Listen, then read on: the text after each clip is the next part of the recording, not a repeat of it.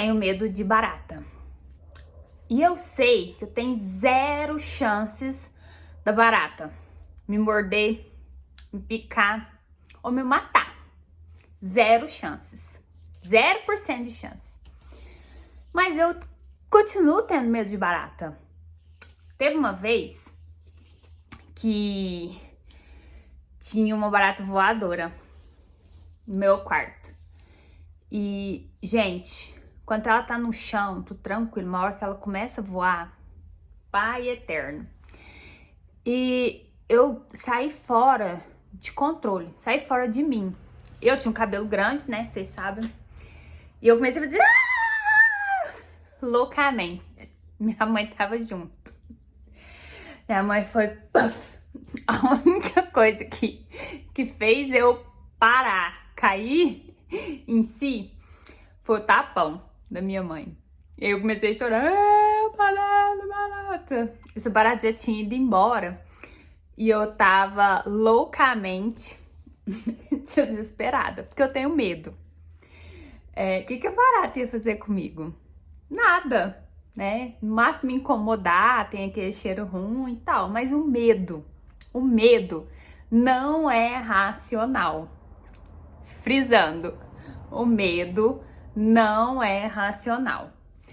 Então, quando a gente fala, e eu tô falando pra seguir vidas, pro pessoal que tá aqui e sabe que eu falo sobre trombose.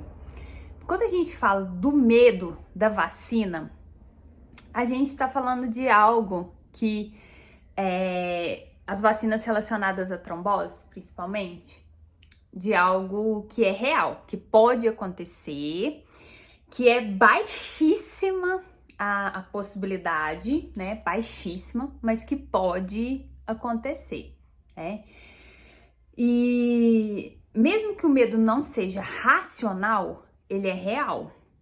Então, a gente vem e explica sobre as porcentagens, né? Eu vi vários médicos explicando, teve notas técnicas falando sobre isso e tal. Mas mesmo se fosse zerinho de chance, né? E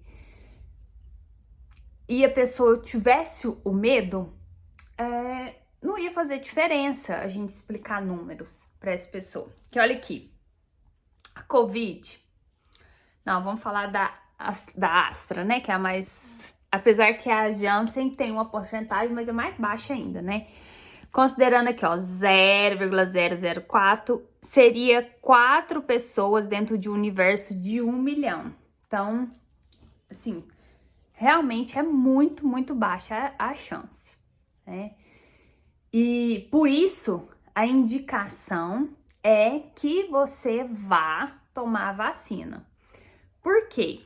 Se a gente comparar com esse número aqui da Covid, que é 1 milhão, aqui ó, a chance, por exemplo, as pessoas que a gente não sabe até hoje, por exemplo, que se uma pessoa vai pegar Covid, ela vai evoluir para um estado grave ou não. Ainda não se sabe, né? Tem algumas métricas, mas a gente não sabe. Eu posso ser jovem, considerado saudável e evoluir para um caso grave.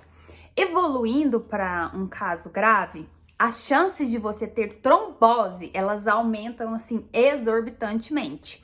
Que aqui vem esse número aqui, ó, 1 milhão, né? Para quem tem Covid em caso grave, tá aqui, ó. Dentro de um universo de 1 milhão, 165 mil pessoas evoluem para uma situação grave e, consequentemente, aumentam as chances de desenvolver trombose, né? Então, a recomendação é que se vá tomar a vacina para minimizar essas chances de ter trombose.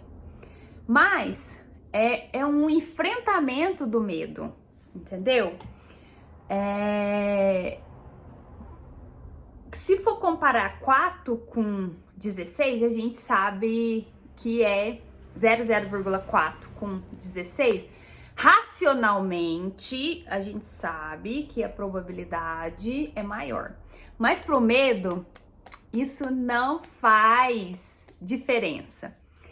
Resumindo, como psicóloga eu tenho que falar disso, né? Das emoções. O medo, ele pode ser protetivo e a gente aprende, né? Uma criança, a gente deixa a criança perto de fogo, ela não tem medo de fogo porque ela não sabe que queima. O medo, então, é aprendido. Se você tem medo da situação, esse medo pode te proteger, né? E isso a gente pode usar no caso da vacina, né? Que ele seja protetivo. E aquela frase clichê, tá com medo, vai com medo mesmo, serve aqui. Porque se você tomar a vacina, ninguém pode te garantir que você não vai ter trombose, mas vai diminuir a possibilidade de evoluir para um caso grave e aí sim as chances aumentarem. Então, o que eu digo, né? Use o medo como proteção. O que é isso? Uma luzinha, né? Um pisca-alerta. Thalita, eu vou tomar a vacina e vou me observar. Então, se você sabe que pode ocorrer e você tem esse medo, o que você vai se cuidar, vai buscar saber quais são os sintomas e em qualquer sinal ou assim, evidência de que algo está errado depois da vacina, você vai tomar os devidos cuidados. E isso é usar o medo a seu favor como um fator de proteção.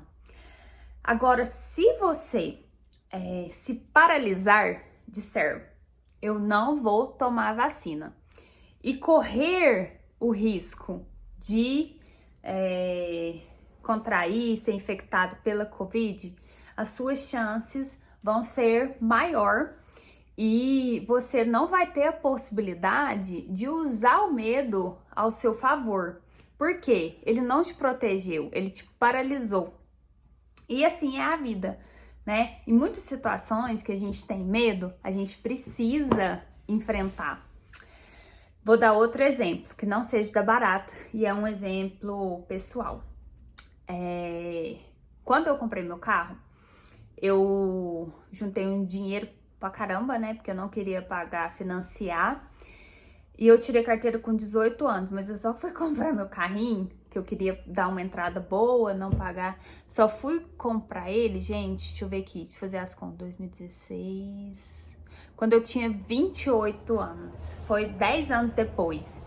E eu não queria dirigir outro carro, essas coisas, porque eu queria ter o meu e meu pai é muito enjoado. Eu falei, não, enquanto eu não tiver o meu, eu não vou dirigir. Então, eu sabia dirigir, mas eu tive medo, porque de bater, essas motos chatas. Eu tive medo de bater por causa de imperícia, né? Eu tirei carteira, não pratiquei. O que é imperícia? Falta de habilidade. Aí tá. Foi o dia mais feliz da minha vida. Eles colocaram, como é que chama? Aquele laço vermelho, sabe? Nossa, que alegria, né? E eu chamei uma pessoa pra ir comigo, falando assim, não, leva até lá em casa, porque a concessionária era bem no centrão, né? E eu moro no bairro. Eu falei assim, não, você leva até lá em casa, porque aí lá no bairro eu vou treinando, eu vou fazer aula de autoescola e tal, né? E aí era bem no centro, né? O que vocês acham que aconteceu?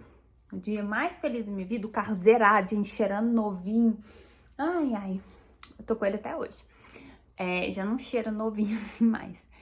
Aí, né, saindo da concessionária, bem no centro de Uberlândia, 2 quarteirões depois, a gente foi... Ela tava dirigindo, tava do lado, parou num sinaleiro, a gente parou e o carro de trás não. Chapou no carro.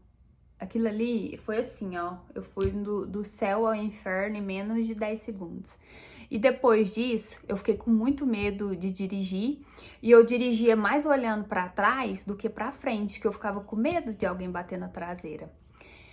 E eu fiquei hipervigilante e com essas questões. Mas eu falei assim, eu não posso me paralisar. Porque o que seria um medo paralisante? Eu guardar o carro que eu tinha acabado de comprar, né? Deixar ele na garagem e nunca mais dirigir. Mas eu usei o medo como proteção.